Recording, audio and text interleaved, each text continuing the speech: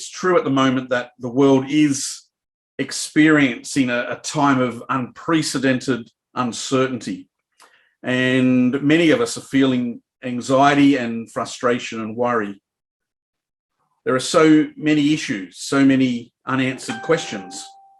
And we still really don't know how this is all going to end. And this, of course, just adds to the levels of anxiety and unease in our world. You may have lost your job, or you may be finding it hard to pay the rent or to pay your mortgage. Maybe you're unsure about what the future holds for your own business or for your industry that you're working. You may have a friend or relative who actually has COVID and may be hospitalized. Maybe you're afraid of getting it yourself, particularly if you're someone with underlying health issues. You may have family members who work in the health sector, like I do, and who are finding it a hell of a place to work at the moment and suffering a lot of stress themselves. You may have loved ones in a state, and you're unable to visit them or catch up with them. Maybe your own parents, maybe elderly parents, maybe your own children or your loved ones, and you just can't hold them, you just can't visit them. Maybe your own family group or your family and friend group are ripped apart with debates about the best way to handle this particular situation. Are the vaccines as good as they say? Should we be forced to take them? Are mandates right, or are they the best way to approach this? Do masks work? Are lockdowns the way to go? And all these questions have been debated around and around, and the fact that many of us are at home with not much else to do adds fuel to the fire in all these debates. And of course, at a more extreme end, people have been rioting or protesting, if you like, and interacting with the police in that way. So where is this all going to end? And I think that is really at the heart of this. And the fact is, we acknowledge we don't really know, and this has added to, as we said, the levels of anxiety in our community. Well, before I get into our subject in a direct way, I want to tell you a little bit about a book I read, and you might think I'm going off the track a little bit, but this book and some of the things we're going to look at in this book are really fundamental to some of the issues we're going to explore tonight. I read this book in about 2012. In 2012, I visited the country of Cambodia as a volunteer mission worker for the very first time. I had visited other Asian countries, but this was my first visit to Cambodia. And in preparation for that visit, I read that over 95% of the country are Buddhists. And so I thought, before I go over there and talk about Jesus and the Bible, I should really have a bit of an understanding about Buddhism. I really knew very little about it at all. So I found a book that was recommended online. This is the book. It was written by a professor by the name of Huston Smith, who is an authority on the world's religions. And the book was a textbook really used in universities. It was not a religious book. It's not a Christian book. It was a book written from a historical point of view and written by a professor. The author in this book was really focusing on how Christianity had spread through the world in such a way. And I found, well, before I get to that, the book contained good information about Buddhism, so I was very happy with it. There was a section on Buddhism, there was a section on Islam, there's a section on Hinduism and some other interesting religions. And as I was flicking through the book and I read the section on Buddhism, there was a section on Christianity. Now, I thought, well, I probably don't need to read that part of the book. I've been reading the Bible for over 20 years. I've got a pretty good handle on Christianity and understand it quite well. So I didn't think that would be something I needed to read. However, and I don't know why, I started to flick through the book and read the section on Christianity. And to be honest, it absolutely blew my mind when I read it. And I just want to share some of the information about Christianity with you, and it will lead into our discussion as we go through. The author's really focusing on the fact that this man, Jesus Christ, who grew up in the backwater of the Roman Empire. He was a peasant class carpenter. He lived in a humble little village, born in an animal shelter. He had no education, no formal education, no resources really at his disposal. He had no money to speak of, no claims to aristocracy or an influential family. He had no army, he had no political organisation or infrastructure. And yet today, and I use the word today on purpose, the fact that we date today, and we have a date of the 14th of September 2021, the very date of today is anchored back to the reality of this man's birth, 2021 years from his birth. The fact that human history is divided into BC and AD or BCE, but the fact that his life sort of separates human history in that way is a phenomenon. It really is a phenomenon that requires some sort of explanation. How could something like this happen? How could this man from the backwaters of the Roman Empire start a movement that would engulf the entire world and become the foundation of Western civilization? And so the author in this book, as I said, he's a professional historian. It's an academic book, but he's wrestling with this question. And in his answers, and I want to have a quick look at his answers tonight, we get some insights into the power of the movement that this man, Jesus Christ, started and how that should interact and affect us in our life today. So let's have a little look at some of the things that Professor Smith mentions as he looks at the foundations of this movement. He makes the observation that the movement was based on something called the gospel, which means good news. And he says, and I'll just capture a little snippet of his work here. He says, the people who first heard Jesus' disciples, as they were called, they were the people who communicated Jesus' teaching to the world. He said, these people that took the good news, the people who heard it were as impressed by what they saw as much as by what they heard. And they saw in these early followers of Jesus lives that had been transformed. They saw men and women who were just ordinary in every way, except for the fact that they seemed to have found, and I've highlighted this part, these men and women, ordinary men and women, seem to have found, there was something about them, and they seem to have found the secret of life in the teachings of this man, Jesus Christ. He said, from the historical evidence, he says, the early Christians evinced a tranquility and a simplicity and a cheerfulness that their hearers had nowhere else encountered. Now, I want you to think about that in the context of the historical times in which they lived. It was the reign of emperors with absolute power, men like Nero, for example. They lived in often dire circumstances in very simple places, and yet there was something about the early Christians that they sort of, in a sense, glowed with this tranquility and the cheerfulness that this message of this carpenter from Judea had brought into their life. And he makes the observation, which I found really, really interesting. He says in his analysis of what it was that propelled this movement around the world to become a phenomenon that is hard to even fathom. He says the good news contained the removal of three intolerable burdens that humans have.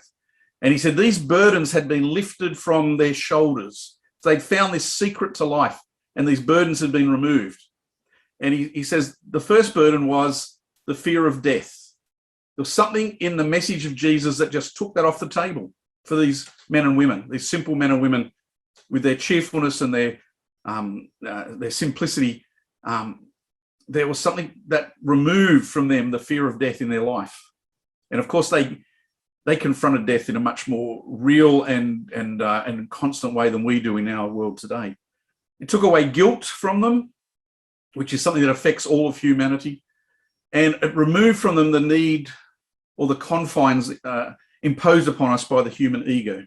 And that's a really fascinating thing. We haven't really got time to talk about those second 2 points. I want to focus on the fear of death a little bit and talk about that.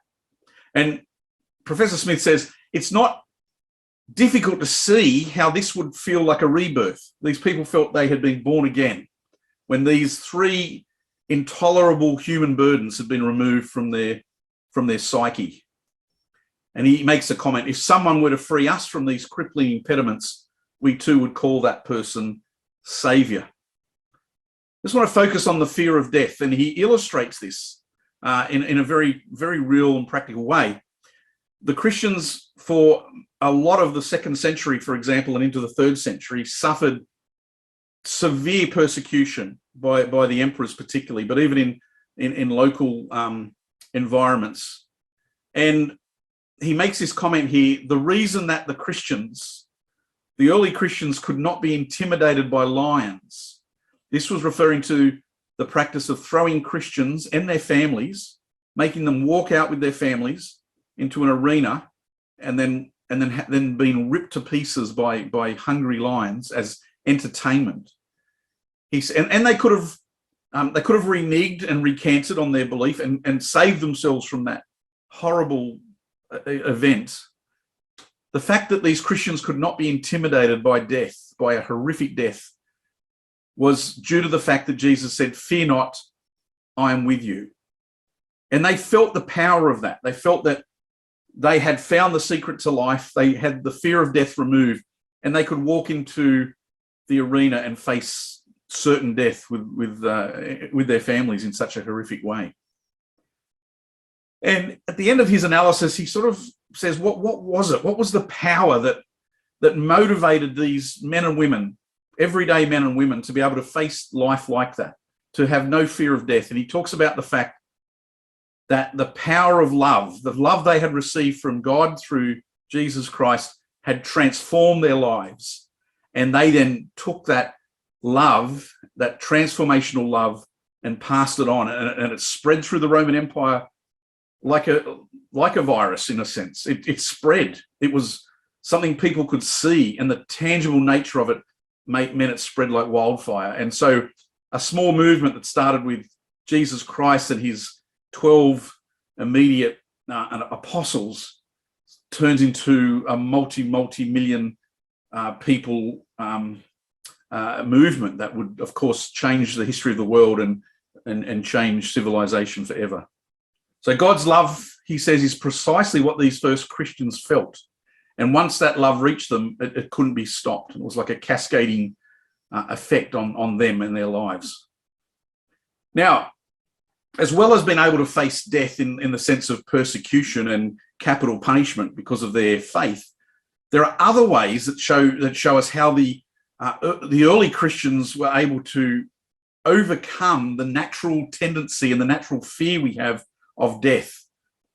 And we might think what we're experiencing now as a epidemic is quite traumatic, but and mainly because we rarely come across things like this. And some of us, even the older ones amongst us, have never experienced anything like this. But in times past, particularly in the Roman Empire, an epidemic like this was much more commonplace. And every decade or so, a city or a region of the world would be decimated by what they in those days would call a plague. And there were a number of major plagues that literally decimated parts of the Roman Empire during the time when Christianity was growing and moving out from Judea into Europe, for example. Here's just a couple of examples here. There's a 2nd century plague in about 160 AD. We looking at the evidence from a historical point of view, think it was a smallpox plague. It literally killed a quarter. Now just think about that. A quarter of the entire Roman Empire. The entire Roman Empire from east to west, a quarter of the population, men, women, and children, were killed by this plague. Incredible, incredible death and destruction. In the 3rd century, here's another example, the plague of Cyprian, which we think was Ebola. At one stage, there were 5,000 people a day not contracting the plague, but dying from it. So it literally decimated the people. who lived at that time. Now, the early Christians confronted these plagues, but I just want you to see how they confronted them. The plagues or the epidemics that they experienced literally, and the way the early believers in Jesus dealt with them, literally led to the spread of Jesus' teachings throughout the world. The Christians put themselves out to care for those who had become infected or sick. Not just their fellow Christians, but anyone in their suburb or their city that was sick, the Christians would look after them and take them in if necessary. In fact, because certain death accompanied any family, that anyone in the family contracted this plague, they would put the affected person out in the street just so the rest of the family would not be decimated.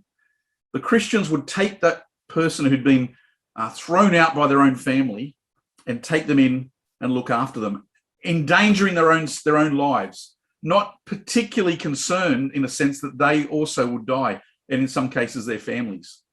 And many did die helping during that time. This is an insight into how the power of Jesus' teaching affected the people who heard it, who were closest to the explosion, if you like, to the original teaching of Jesus, and how it affected them in such a way that it helped them and it made them overcome the natural tendency we have for fear of death. And the historians record that the death rate in cities where there were Christians was half of the death rate experienced in other cities in the Roman Empire. Look, here's another interesting study, a similar type of study on this phenomenon. And it looks at the Christian response to the plagues or the epidemics. And it links their response of helping and risking their own life, and in some cases dying, the sacrificial response of the early believers of Jesus, linked directly to the words of Jesus that we have recorded for us in the Bible. Do unto others as you would have them do unto you. Love your neighbor as yourself. Greater love has no man than this, that he should lay down his own life for his friends. Put plainly, the Christian ethic in a time of plague considers that our own life must always be regarded as less important than that of our neighbor. And they felt the power of Jesus' love and God's love through him, and it inspired them to basically, in some cases, give up their own life for the betterment of others. And so there was something as we saw in the teaching of Jesus, that the early believers thought they had found the key to life. There was something about it that revolutionized them, that transformed them, that they saw things totally different in a most counterintuitive way, in an incredible way, that just they saw life from a totally different perspective through totally different lens. And here we've got a clue or an insight into the words of Jesus having that effect on people's psyche. And Jesus says in John 8 here in verse 32, and tonight I've just literally lifted some verses from the words of Jesus and I'm putting them on the screen. You're of course welcome to read them yourself in your own Bible. John 8 verse 32, Jesus says, by listening to his words and his teaching, he says, you will know the truth and the truth will set you free. There is something about our human condition and the way we think that brings us into some sort of bondage, and that bondage is fear. And we experience this fear. And he says, my words will change all that. My words will give you a whole new outlook on life and a whole new perspective, and you'll become free from that debilitating fear that all humans throughout all time have felt when it comes to death. And in a sense, the power of Jesus' words were to give us, and not just the first Christians, but those of us who read his words today and think about them and base our life on them, would give us a new perspective. And that's really what Jesus gives us. There's the normal grain of human experience, the normal way humans live. And Jesus turns it all upside down in this totally revolutionary way. And some have summarized that Jesus taught that the power of love can overcome the love of power, for example. It It was a topsy-turvy, revolutionary way of seeing human life and seeing the world around us and seeing destiny and seeing and how we interpret our own experiences in our own life. And there are some things in life that do sometimes help change our perspective. I always love this saying. Many of you would have heard it before. No one really knows who originally said it first, but many different people have repeated it in history. But it says, "I cried because I had no shoes until I met a man who had no feet." And that saying has a perspective-changing power to it. And that's what the words of Jesus do. They change us. They sort of shake us out of normal human response mechanisms and normal human ways of acting and normal human ways of gauging success and all those things that are part of human nature. And Jesus' words switch it all around and give us a whole new perspective on living. In fact, when it comes to anxiety and fear, Jesus makes some really interesting observations and gives us some really interesting wisdom that we can bring into our own life. And he tells us, for example, he uses the actual word anxiety, and he says, "Don't be anxious about your life. With the power that I'm giving you and the transformational words of truth that I've given to you," he says, you don't need to be anxious. He says, "Don't be anxious about your life. Don't be stressed about what you're going to eat or drink." And in that era, pretty much 90% of your energy was used to procure food. Not quite as easy as it is today. And he's saying, don't be anxious about that process.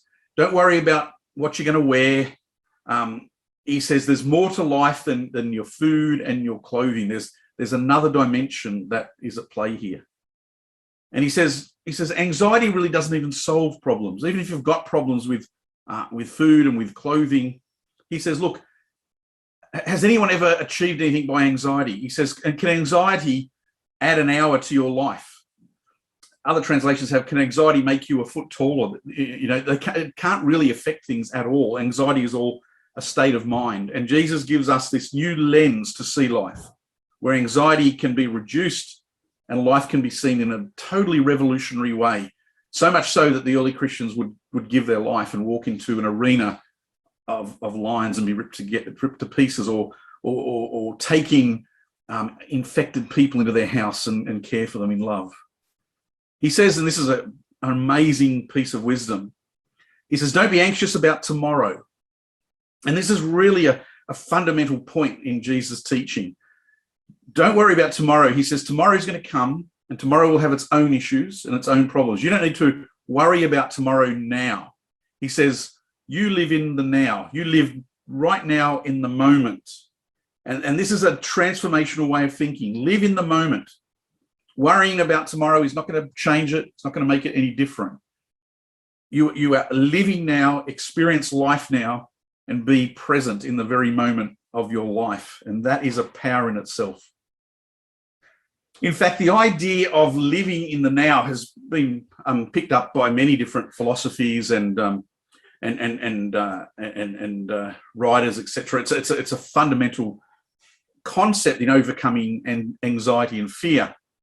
And it has been the concept of fear has been linked to not living in the now, not experience what you're experiencing now is all there is. You're in the present, and as you wash your hands and the cold water runs on your fingers, experience the now, experience the power of the now. This is a really fundamental concept, and it's built there into Jesus' words, because anxiety in our life often comes from the past and bringing up things that happened in our past. And there's a lot of bitterness, a lot of regret, a lot of guilt, a lot of resentment about things that have happened in our past, things that haven't gone our way, things when we have been truly abused or truly had terrible things happen to us. But the fact that we live back there and we dwell on those things can have a very detrimental effect on us. And the same though applies to living in the future. If in our minds we're always living in the future, there's a sense of unease and anxiety about what's going to happen tomorrow, what's going to happen next year, what's going to happen in my retirement, what's going to happen with my health in the future. And Jesus' words are very valid here. He says, He says, tomorrow has its own issues. He says, live in the day, live now, observe the lily of the field, observe the beauty of the eagle and the birds that are beautifully presented as they fly through the air. He says, focus on the now and the beauty of today, and don't be stressed by the past or the future. And today is where we are living and where we are. He also talks about the reliance on physical things and possessions, and the idea of the human idea of greed and accumulation and covetousness is an older style word, but it has the same idea of wanting things that others have, and being jealous and wanting to keep up with the Joneses and wanting to have this and that. And the reality is humans are never really satisfied by getting everything they ever want. They get something and they want something else, and they get something else and they want something beyond that. And there's no real ultimate satisfaction in that. And that's part of Jesus' teachings. He says, be on guard against that style of thinking, because it just adds to more anxiety and more levels of discontent in your life. Because your life actually is not about what you own. It's not about your possessions. All that deteriorates, rusts, disappears. It's all gone once you die, of course. And he talks about this state of mind of being poor in spirit, not having the ego, not wanting to be the best, not wanting to react every time someone might criticize you or speak against you, but just to be content in yourself and to know that you are in the love of God and you belong to Jesus Christ, and just experience that and know that it's greater than anything else that human life can really offer. As I said, Jesus' teachings are counterintuitive. They go against the natural grain. No one in the first century wanted Jesus' teachings. There was no political party that thought they were good. The Jews certainly didn't think like this. The Roman Empire was based on power and cruelty. It didn't think like this. Jesus' teachings were revolutionary, totally counterintuitive, and they go against even our own instincts. And yet, in their wisdom, they lead to peace, and they lead to contentment, and they lead to experiencing the love of God. So Matthew 5, again, this is a really famous section of Jesus' teachings. You might have heard of it referred to as the Sermon on the Mount. And Jesus talks about the fact, he says, if someone was to slap you on the face, and he's using this analogy here, he says, don't strike back, because that's the natural human, flight and fight stimulus that happens. Someone slaps you, you want to respond. And even at the non-physical level, this even at the verbal level or in the emotional level, there's a desire for us to strike back and to defend ourselves and to bring hurt to the other person. That's really what we're trying to do. And that happens in arguments between husbands and wives and friends. We're trying to hurt the other person when you think about it, because we've felt a hurt from them. And Jesus says, no, change that whole response mechanism. And he says, turn the other cheek. As I said, counterintuitive, against the natural way of living, but there's power in it that really works. He says, if someone takes your clothes, your coat, he says, give them your next layer of clothing.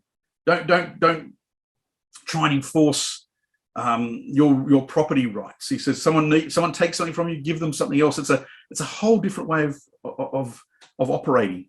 If someone forces you to go a mile and help them carry a burden or whatever, go 2 miles, go the extra mile. And that's a saying that has come down to us from that little statement of Jesus. Go the extra mile. If someone wants help, do it. Go do more than they actually want. It's a totally, as I said, counterintuitive, totally different way of living. And the reason you can live like this, and this is what I want to make a few comments about this as we come to an end. Because if you are in Christ Jesus, if you are a follower of Jesus, it's like you're living in 2 dimensions. You live here on the earth, you go to work, you have to earn money, you have to live, you have to raise your family. All those things are still part of our life. We have to keep our garden and mow our lawns, or whatever it is in our life we still must do on the physical plane. But it's like we also live with a foot in eternity, in another dimension that belongs to God. And this is how the early Christians saw themselves. This is how they lived. This is why the fear of death was not there. Of course, they felt sadness when they lost a loved one, and they felt that they felt the loss and that they would miss that person, but they weren't shattered by that event. They felt there was something greater in store, and their destiny included more than just the natural human life of, 0 to 85 or whatever it might be. In those days, it was a lot less than that, of course. And this concept's picked up. It's not just spoken about by Jesus, but Jesus' immediate followers. This is the writings of Paul the Apostle, who was probably the most famous spreader, if you like, and evangelist of Jesus' teachings. And he talks about this two-dimensional world that we belong to. He says, we look at the world around us, the things that you can see and touch that are so tangible in this three-dimensional world, and we think they're the real things. But those tangible things are all going to break down. They're all going to decay. They're all going to rust. They're all going to be out of fashion. They're all going to pass away. They're just transient. But it's the unseen realm that's eternal, the unseen eternal world that we've been invited into as a believer of Jesus Christ. And that's the real answer to all this. And so we live, and there's a saying that there's a couple of good sayings here. One is, we live in the shadow of eternity, but I like this one that says we live in the light of eternity. That in a sense, the light of God is shining on us in our life. And no one can see that, of course. That's an element of our faith, but we believe that we are in Jesus' care. We believe we're part of the destiny that Jesus has in store for us, that his mission that God has given to him. And we are part of that spiritual realm, if you like. We live one foot in the physical world, and we also live in the spiritual world. And we interact with God in prayer, and we read his word, and his word transforms us and changes us, just like it did with those first century Christians that responded in that most amazing way. And Jesus makes this claim. It's a pretty incredible claim. He says, I am the resurrection and the life. If you believe in me, even though you might die. And of course, the followers of Jesus who have lived throughout time have died, but Jesus says they're not going to stay dead. He says they're going to live. And he says, if whoever lives and believes in me will never really die in the ultimate absolute sense. If you believe in Jesus, yes, you may die, but it's not in the absolute sense of annihilation. And he says this is the fundamental thing that Jesus offers to people. And when you appreciate this and the reality of this, it's transformational. It changes your whole outlook on life. And it changes everything. These people could go out into the street during a pandemic that makes ours look very ordinary, where there was certain death around them, and help people that have been rejected from their families, take them into their own house and feed them and look after them, even to the extent of losing their own life. So yes, Jesus' teachings are revolutionary. They change the world. The words of a carpenter from the backwaters of Nazareth would literally revolutionize the world and change the world within a matter of centuries. Jesus' teachings help us see life differently. They change our perspective. They give us a lens to look at our own life, to look at the world around us, to look at the human condition, to look at the destiny that God has for us, to look at the spiritual realm that exists and involves God and his purpose. But I want us to be clear, this perspective is not just a trick. It's not just a clever way of getting us to change our emotional outlook or to recalibrate our thinking. The teachings of Jesus, they do recalibrate our thinking. They do help us see things differently, but they are anchored to a reality. They're anchored to something called the resurrection. And this is how the early believers knew, and how we know that these things are not just a psychological adjustment. These things are anchored to eternity. God guaranteed the wisdom that Jesus taught to us, and he's teaching to us through his word, by the resurrection. And look, the resurrection, I haven't got time tonight to really dwell on this because it's not our main subject, but there is absolute and amazing evidence for the power of the resurrection, the reality of the resurrection. The eyewitness accounts we have are reliable. The transmission of the written eyewitness accounts is reliable.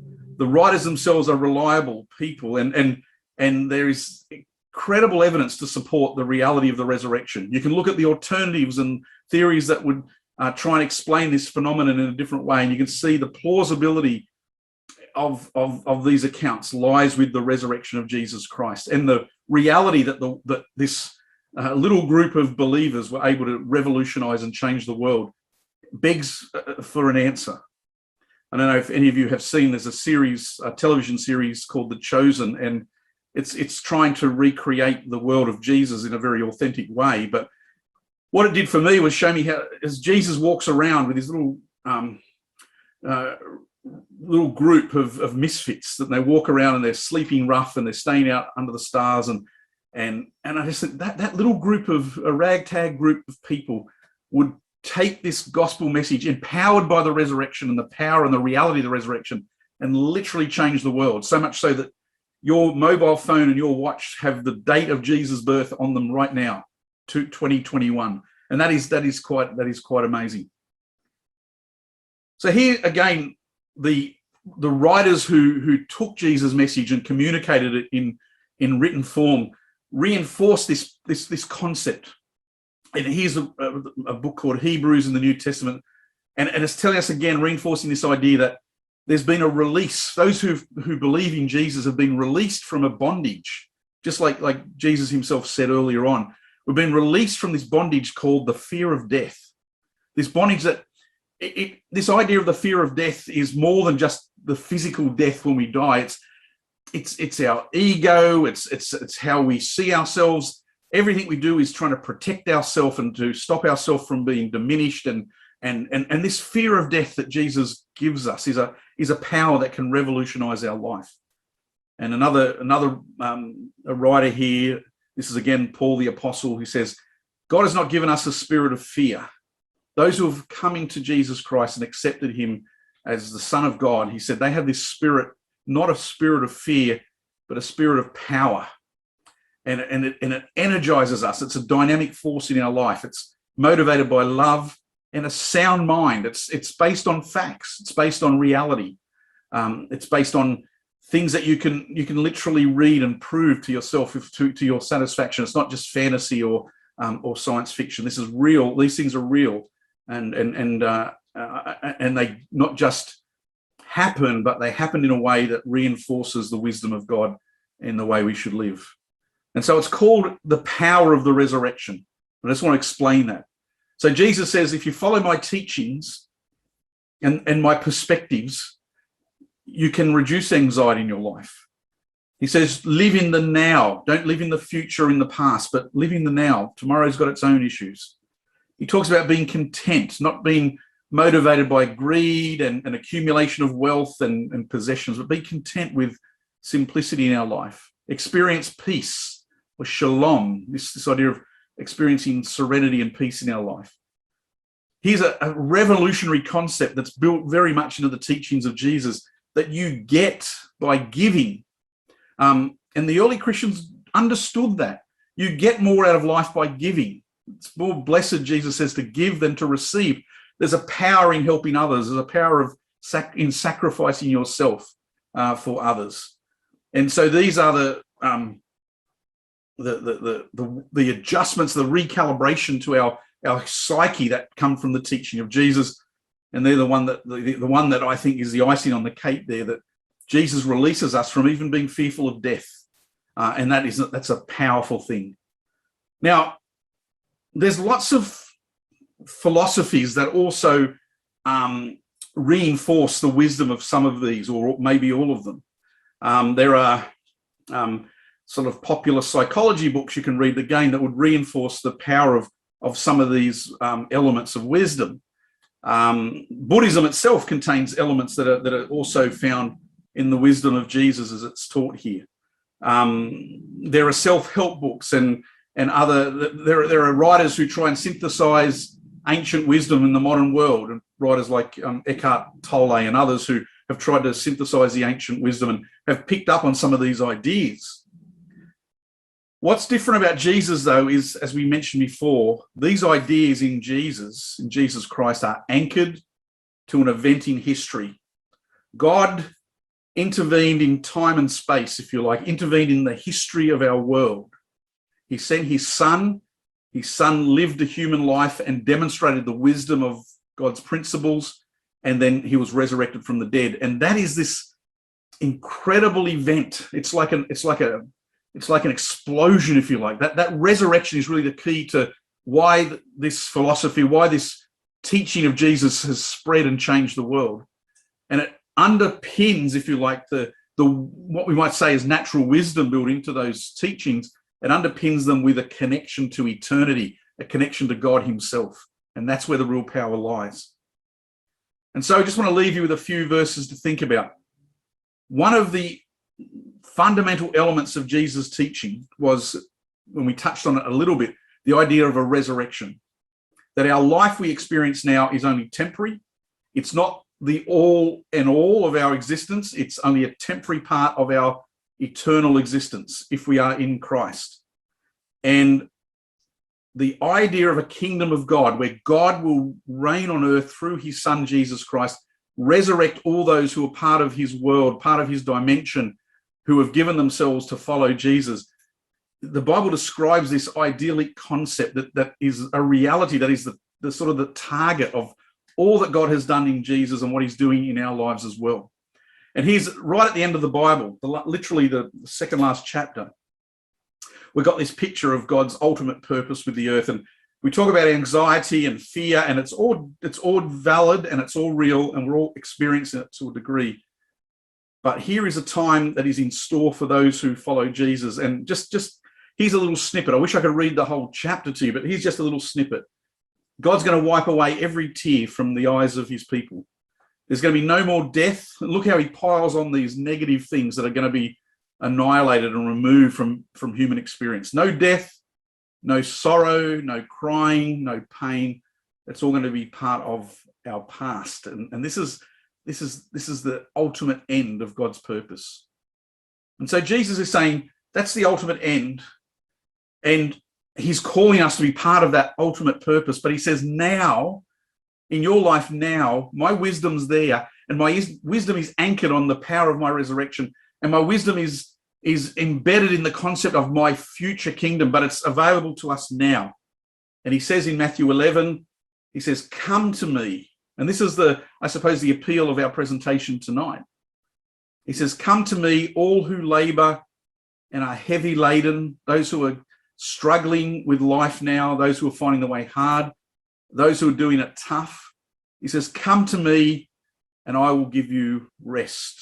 It's a beautiful little word picture, isn't it? Someone struggling with carrying a heavy load, and then that load being lifted and they just can relax and rest. It's this beautiful picture.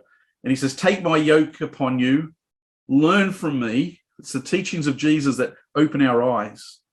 For I am lowly in heart. I'm not ego driven. I'm not here to take, I'm here to give. And he says, if you take my wisdom and my teachings into your heart, you will find rest for your soul, for your inner man, your inner person. And there's the beautiful call of Jesus. I really can't put it any better or succinctly than Jesus' own words here in Matthew 11. He's calling us. He says, I can take the burden off you. I can take the psychological anxiety and the pain and all the negative thoughts and experience. I can take them off you and give you rest in your inner soul. And so we just want to finish with another statement from the Apostle Paul here, one of, as I said, Jesus' most energetic and prolific follower. And he talks about the experience of the peace of God. And this is really getting to the heart of our subject. There's something called the peace of God. And Paul is writing to a community of believers in a city called Philippi. That's why it's called Philippians. It's the letter written to the Philippians. And he talks about the reality and the availability of something called the peace of God. He says the peace of God that transcends human understanding and it's beyond human ability to generate, because our configuration is we believe we get by accumulating wealth or getting recognition or fame or achieving things, and Jesus tips that all on its head and says, no, he says there's a peace from God that transcends human experience and human understanding, and it will guard your hearts and minds in Christ Jesus.